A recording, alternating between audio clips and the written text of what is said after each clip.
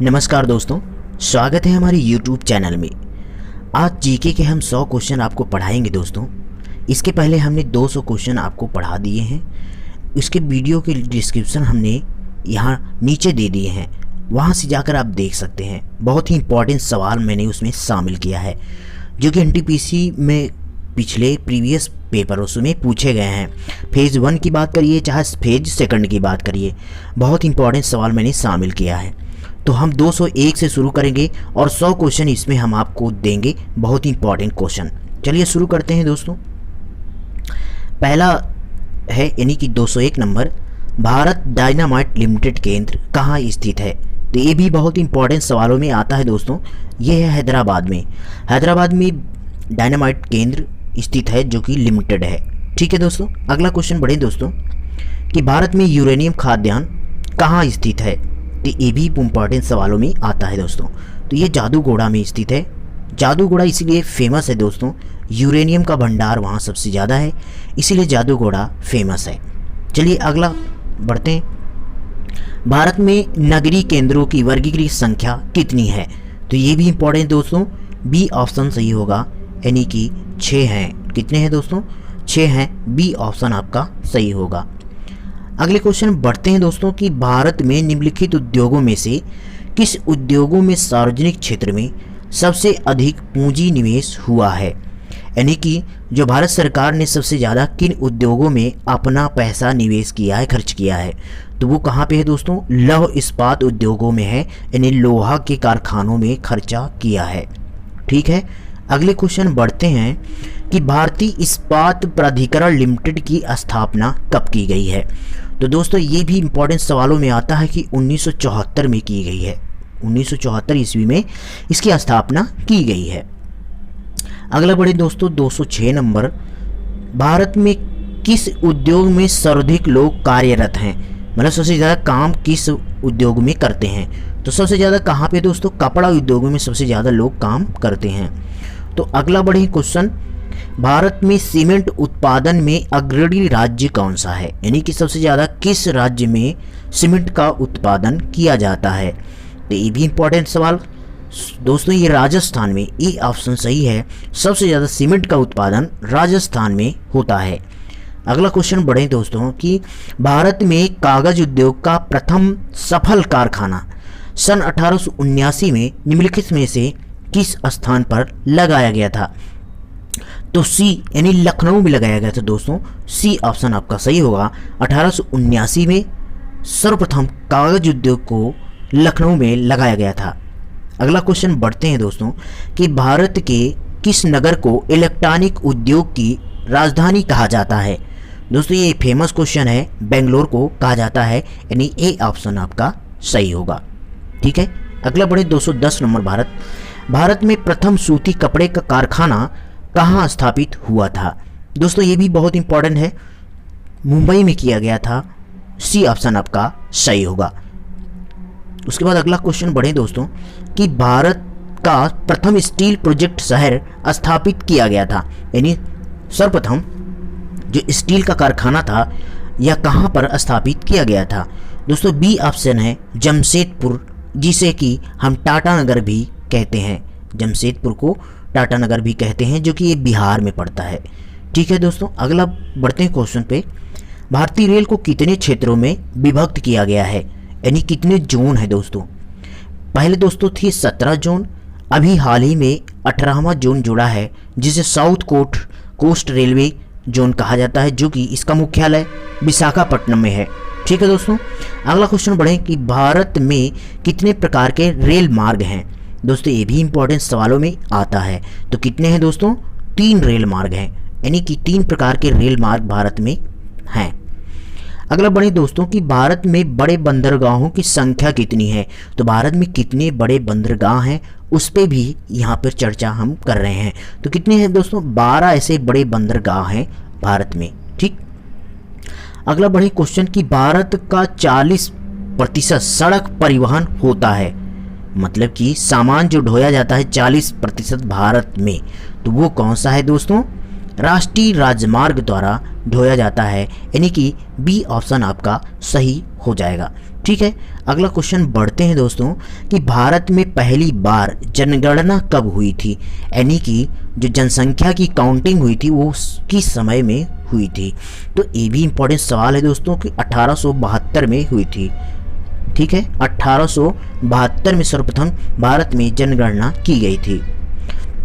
जनसंख्या की दृष्टि से विश्व के बड़े देशों में भारत का कौन सा स्थान आता है।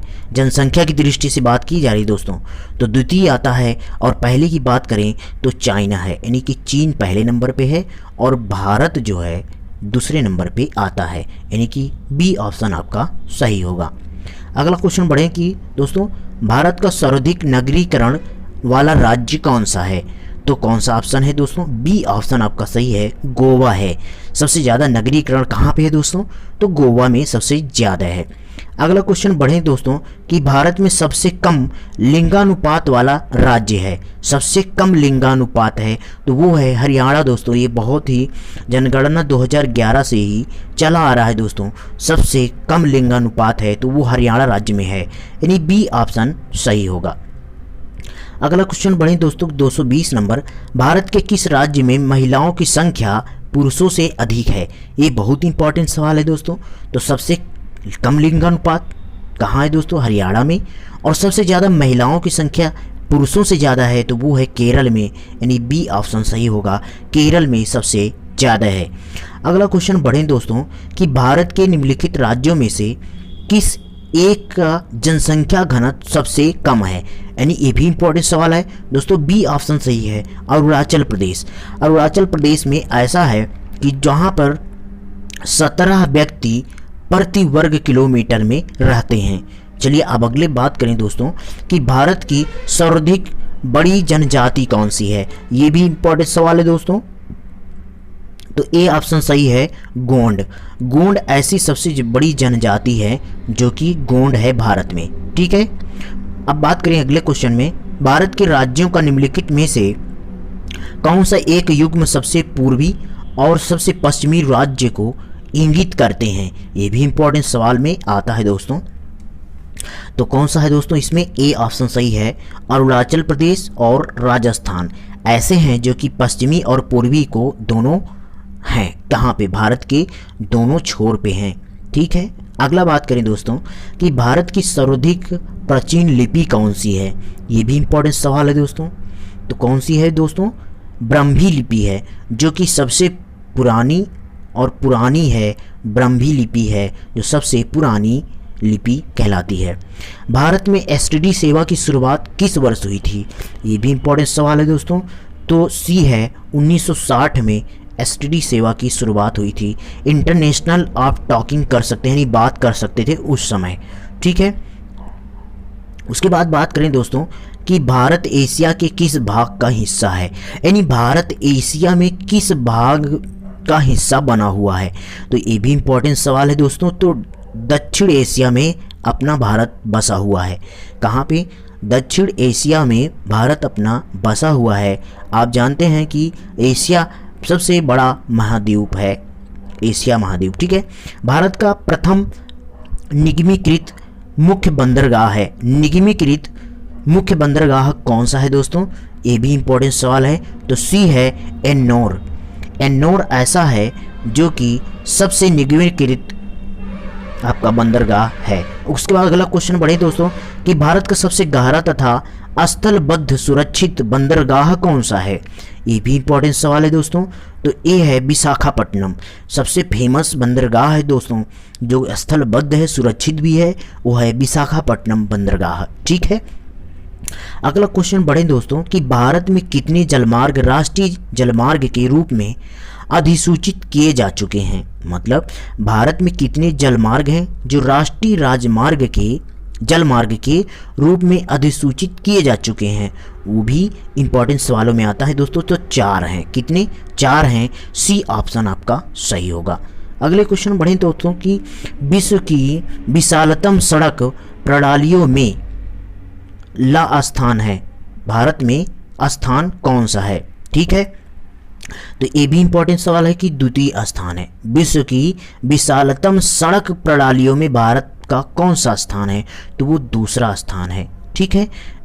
अगले क्वेश्चन बढ़े दोस्तों कि भारत में कुल यात्री परिवहन में सड़क परिवहन का योगदान कितना है। भारत में कुल यात्री परिवहन में सड़क परिवहन का कितना योगदान है दोस्तों। ये भी आपका डी है, 80% है। कितना? 80% है। डी ऑप्शन आपका सही होगा। उसके बाद अगला क्वेश्चन बढ़े दोस्तों कि भारत का सबसे लंबा राष्ट्रीय राजमार्ग कौन सा है दोस्तों। तो ये कौन सा है, बहुत इंपॉर्टेंट ये भी सवाल है दोस्तों। तो बी है NH7। NH7 है जो कि सबसे लंबा राष्ट्रीय राजमार्ग है। ठीक है।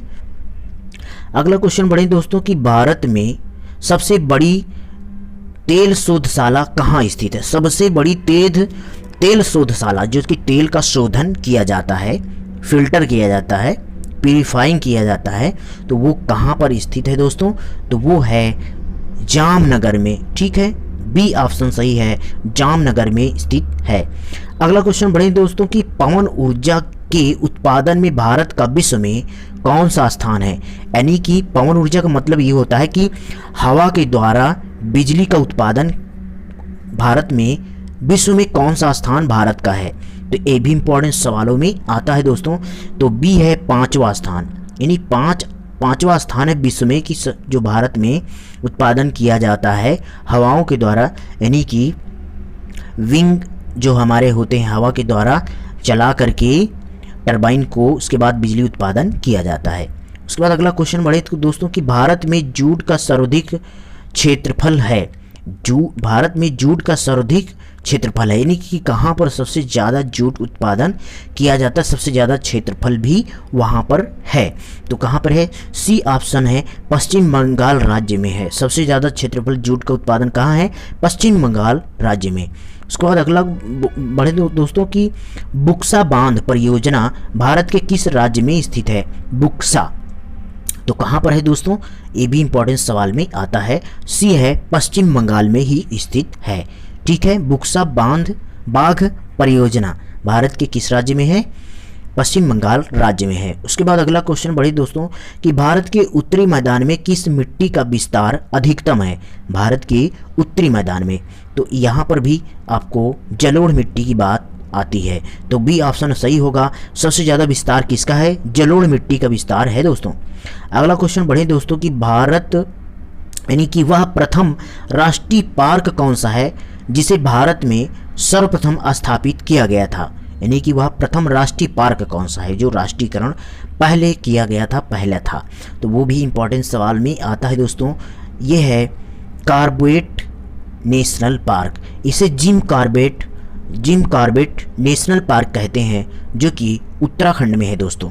ये भी बहुत फेमस है, जो कि पहला राष्ट्रीय पार्क है। ठीक है। अगला क्वेश्चन बढ़े दोस्तों कि भारतीय गैंडे कहाँ पाए जाते हैं। यानी कि जो भारत में सबसे ज़्यादा गैंडे हैं वो कहाँ पाए जाते हैं।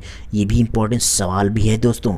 ये है डी ऑप्शन, काजीरंगा अभ्यारण्य। अब काजीरंगा अभ्यारण्य है कहाँ दोस्तों, तो ये है असम में। कहाँ पे है, असम में है काजीरंगा अभ्यारण्य, जो कि ये गैंडे के लिए फेमस है। अगला क्वेश्चन बढ़े दोस्तों कि भारत का सर्वाधिक नगरीकरण वाला राज्य कौन सा है। अभी जस्ट हमने आपको बताया दोस्तों, सी ऑप्शन सही है, गोवा है। ठीक है, गोवा ऐसा है जहाँ पे सबसे ज़्यादा नगरीकरण है, यानी शहरीकरण वहाँ पर है। अब बात करें दोस्तों कि 241 में भारत किस शिलाश्रय से सर्वाधिक चित्र प्राप्त हुए थे। यानी कि जो शिल पे लिखे गए थे वहाँ पर चित्र बने हुए थे, वो कहाँ पर सबसे ज़्यादा प्राप्त हुए थे। तो वो कहाँ पर था, भीमवेटका में सबसे ज़्यादा प्राप्त हुए थे, जो कि बी ऑप्शन आपका सही होगा, भीमवेटका में। ठीक है। अगला क्वेश्चन बढ़े दोस्तों कि भारत के निम्नलिखित किस राज्य की सीमा नेपाल से मिलती है। किस राज्य की सीमा नेपाल से मिलती है, तो वो कौन सा ऑप्शन है, बी है, सिक्किम। ठीक है दोस्तों, बी ऑप्शन सही होगा। सिक्किम की जो सिक्किम राज्य है वो नेपाल से उसकी सीमा मिलती है। उसके बाद बात करें दोस्तों कि जून से सितंबर के बीच भारत में कौन सी ऋतु रहती है। तो ये भी इंपॉर्टेंट सवाल है दोस्तों। सी ऑप्शन है, वर्षा ऋतु रहती है। कौन सी, वर्षा ऋतु रहती है दोस्तों, वर्षा ऋतु। सी ऑप्शन आपका सही होगा। अगला बात करें कि भारत का सबसे प्राचीन भूखंड है, सबसे भूखंड प्राचीन कौन सा है भारत का दोस्तों, तो वो है सी प्रायद्वीपीय पठार, जो कि सबसे ज़्यादा भूखंड है। उसके बाद बात करें दोस्तों अगले क्वेश्चन में, निम्नलिखित में से कौन सी चोटी भारत में स्थित नहीं है, K2, Kanchenjunga, Mount Everest, Nanda Devi. तो दोस्तों सबसे अच्छा आप देखते हैं कि नेपाल में स्थित है माउंट एवरेस्ट। सी ऑप्शन सही होगा, जो कि भारत में ये नहीं है। अपनी ये सभी भारत में है, लेकिन ये माउंट एवरेस्ट नहीं है। सी ऑप्शन सही हो जाएगा। अगला बात करें दोस्तों कि इनमें से कौन सा केरल को तमिलनाडु से मिलाता है, यानी कि मिलाता है कौन सा, थालघाट, सिपकीला, पालघाट, भोरघाट। तो ये भी इंपॉर्टेंट सवाल में भी आता है दोस्तों। तो पालघाट ऐसा है जो कि केरल और तमिलनाडु को मिलाता है, ठीक है। अगला बात करें दोस्तों कि भारत के 88 विस्तार में लगभग कितने डिग्री का अंतर है, भारत के 88 विस्तार में लगभग कितने डिग्री का अंतर है, तो वो है 30 डिग्री का। कितने डिग्री का, 30 डिग्री का अंतर है। बी ऑप्शन सही होगा, ठीक है। अगला क्वेश्चन बढ़े दोस्तों कि भारत के देशांतरी विस्तार में लगभग कितने डिग्री का अंतर है, ठीक है, देशांतरी विस्तार में। तो ये भी 30 डिग्री का ये भी अंतर है दोस्तों। कितने, 30 डिग्री का ये भी अंतर है। अगला क्वेश्चन बढ़े दोस्तों कि भारतीय रंगमंच में यवनिका पर्दा का आरंभ किन्होंने किया था, भारतीय रंगमंच में यवनिका पर्दा का आरंभ किन्होंने किया था। ये भी इंपॉर्टेंट सवाल है। यूनानियों ने किया था सर्वप्रथम, ठीक है, यूनानियों ने सर्वप्रथम किया था। उसके बाद अगला क्वेश्चन बात करें कि भारत में स्वर्ण मुद्राएं किसने चलाई थी। ये भी इंपॉर्टेंट सवाल है दोस्तों, इतिहास का आने वाला सवाल है एनटीपीसी में। तो कौन सा है दोस्तों, बात करें हम, यूनानियों ने ही चलाई थी स्वर्ण मुद्राएं, सर्वप्रथम यूनानियों ने ही चलाया था। उसके बाद अगला बात करें दोस्तों कि मेगास्थनीज के अनुसार भारतीय समाज कितने भागों में विभक्त था उस समय, ठीक है। डी ऑप्शन 7 ऐसे भागों में विभक्त था भारतीय समाज। कितने, 7 भागों में विभक्त था। आपका डी ऑप्शन सही होगा, ठीक है। अगले क्वेश्चन बढ़े दोस्तों कि भारतीयों के लिए सिल्क मार्ग किसने आरंभ किया था, भारतीयों के लिए सिल्क मार्ग किसने किया था भाई, कनिष्क ने किया था, कनिष्क, ठीक है। बहुत खतरनाक राजा था जिसने कि बहुत कुछ किया है दोस्तों, कनिष्क, ठीक है। अगला क्वेश्चन बढ़े दोस्तों कि भारत में 10 फरवरी को किस रूप में मान्यता प्राप्त हुई है, भारत में 10 फरवरी को किस रूप में मान्यता प्राप्त हुई है, तो किस रूप में दोस्तों, राष्ट्रीय स्वच्छता दिवस के रूप में मान्यता प्राप्त हुई है, ठीक है। उसके बाद अगला क्वेश्चन बढ़े दोस्तों कि इंडियन स्टैंडर्ड टाइम और ग्रीनविच मीन टाइम में कितने समय का अंतर है दोस्तों। ये भी इंपॉर्टेंट सवालों में से आता है दोस्तों, ठीक है। तो कितना है दोस्तों, अगर बात करें हम इसकी तो 5 घंटे 30 मिनट का अंतर है दोस्तों। कितने, 5 घंटे 30 मिनट का अंतर है, ठीक है। तो बी ऑप्शन आपका सही हो जाएगा, ठीक। अगला क्वेश्चन बढ़े दोस्तों कि भारत के किस राज्य में विश्व का सबसे बड़ा थोरियम का भंडार है, भारत के किस राज्य में विश्व का सबसे बड़ा थोरियम का भंडार है, तो कौन सा है दोस्तों, ए ऑप्शन आपका सही हो जाएगा, आंध्र प्रदेश में। कहाँ पर है, आंध्र प्रदेश में सबसे ज़्यादा थोरियम का भंडार है। कौन सा वार्षिक मेला ऊंट के व्यापार के लिए प्रसिद्ध है, आप जानते हैं दोस्तों ऊंट कहाँ पाया जा सकता है, आप केस लगा सकते हैं, राजस्थान में, राजस्थान में पाया जा सकता है। तो वो पुष्कर मेला लगता है दोस्तों राजस्थान में। सी ऑप्शन सही है। तो ऊंट का व्यापार पुष्कर मेला राजस्थान में होता है, ठीक है।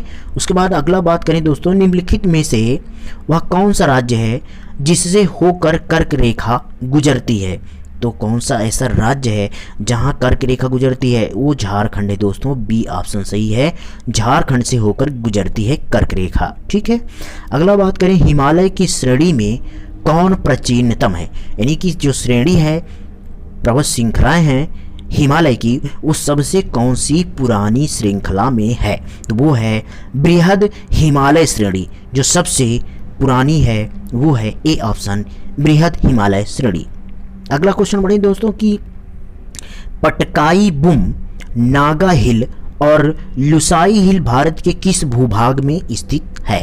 ये भी इंपॉर्टेंट सवाल। तो पूर्वोत्तर भाग में स्थित है। किस में? पूर्वोत्तर भाग में। अगला प्रश्न बढ़े, भारत में मुगल वंश का संस्थापक कौन था? आप जानते हैं दोस्तों सबसे फेमस मुगल का बाबर। कौन था? बाबर। ए ऑप्शन सही था कि मुगल वंश का संस्थापक कौन है? बाबर। ये भी इंपॉर्टेंट क्वेश्चन है दोस्तों। बाबर है जो ए ऑप्शन में, इसी ने ही मुगल वंश की संस्था यानी कि स्थापना की है। अगला क्वेश्चन बढ़े दोस्तों कि खानवा और घाघरा का युद्ध किस मुगल शासक ने लड़ा था? तो खानवा और कौन लड़ा था भाई दोस्तों? बाबर ने लड़ा था। बाबर ने खानवा और घाघरा का युद्ध लड़ा था। उसके बाद अगला दोस्तों बढ़े कि चौसा का युद्ध किसके किसके बीच हुआ था दोस्तों? तो ये भी इंपॉर्टेंट सवाल आता है दोस्तों। ये हुमायूं और शेर शाह सूरी के बीच चौसा का युद्ध हुआ था।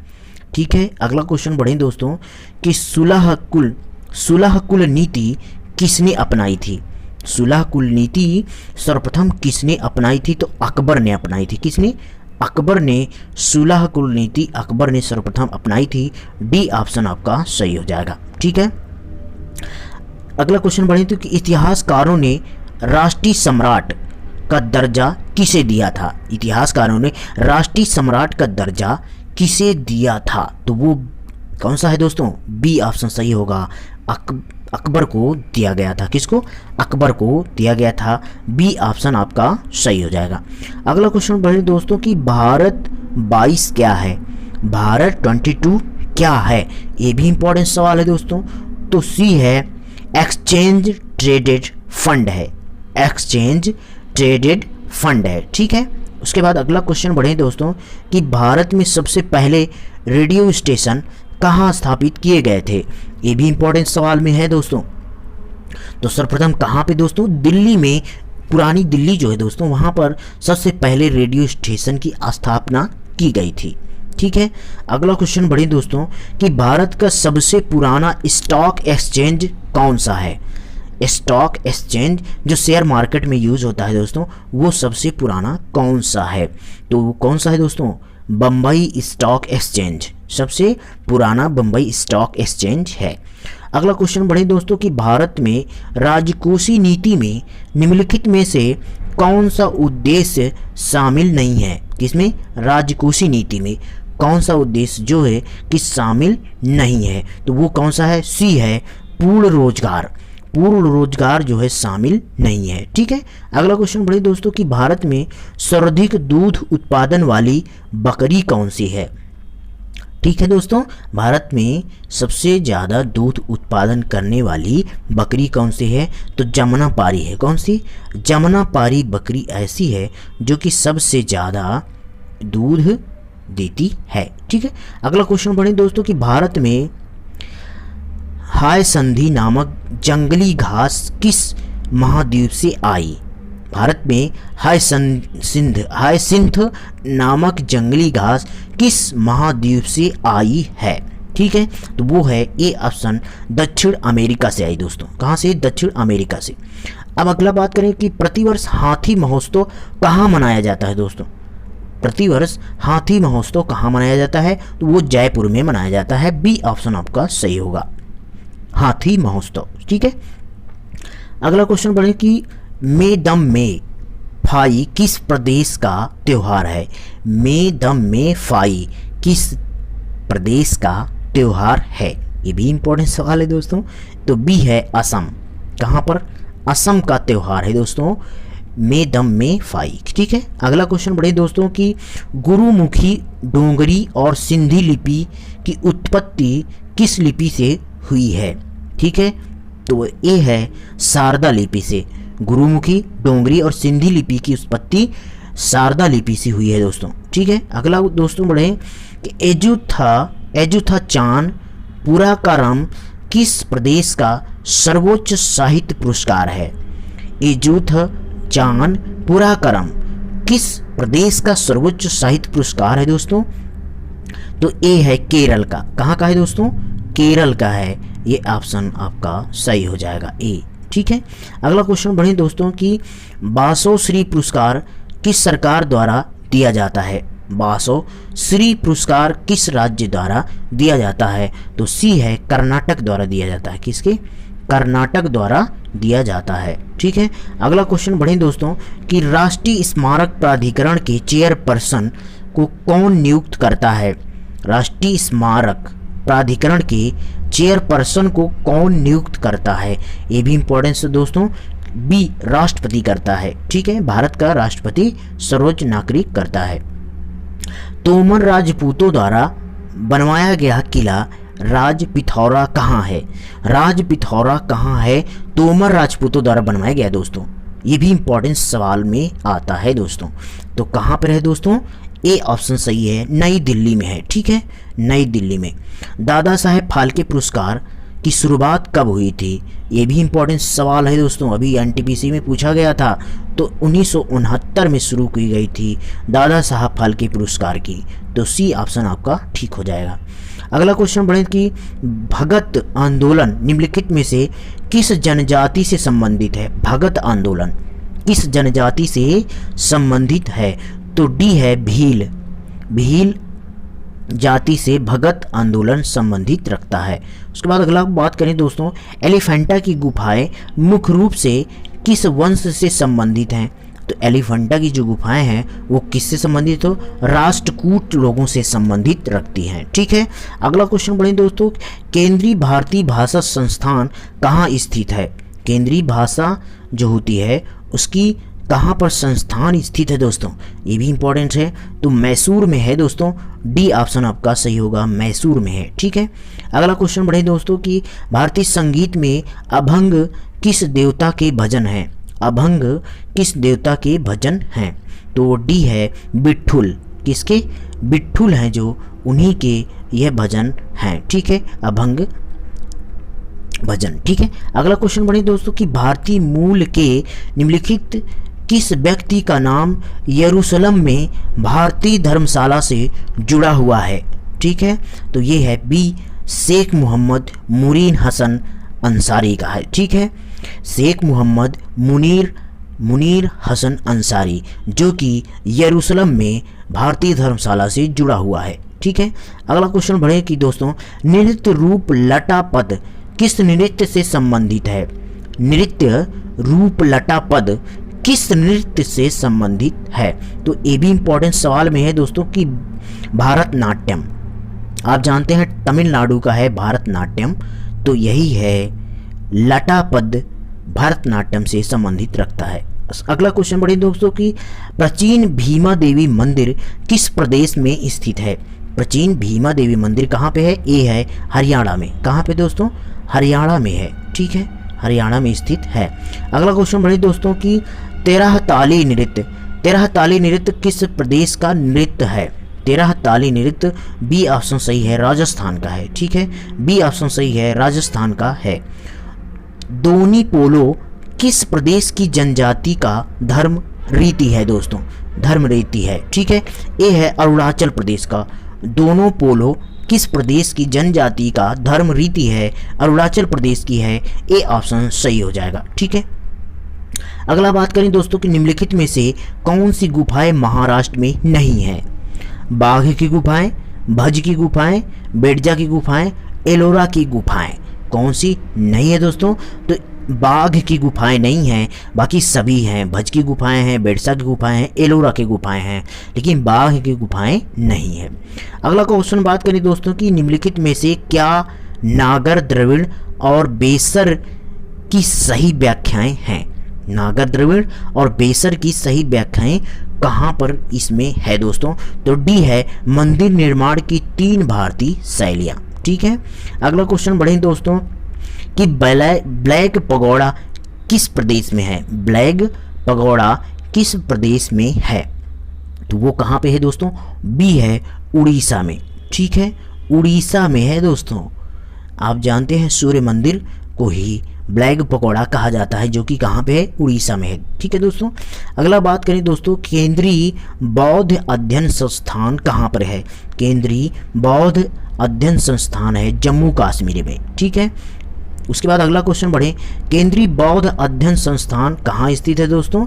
केंद्रीय बौद्ध जो संस्थान है वो कहाँ पे है दोस्तों? तो बी है जम्मू कश्मीर में। उसके बाद अगला क्वेश्चन बढ़े तो उसको, मैत्री मंदिर कहाँ पे है? मैत्री मंदिर कहाँ स्थित है? तो ये भी ए है पुडुचेरी में। ठीक है दोस्तों, मैत्री मंदिर कहाँ स्थित है? पुडुचेरी में है दोस्तों। अगला क्वेश्चन बढ़े दोस्तों, इस काम की स्थापना कब हुई? इस काम की स्थापना कब हुई थी? तो ए है दोस्तों 1966 में हुई थी, 1966 में। ठीक है, अगला क्वेश्चन बढ़े दोस्तों, जोधपुर के निकट ओसिया का मंदिरों का शहर किन राजाओं ने बनवाया था?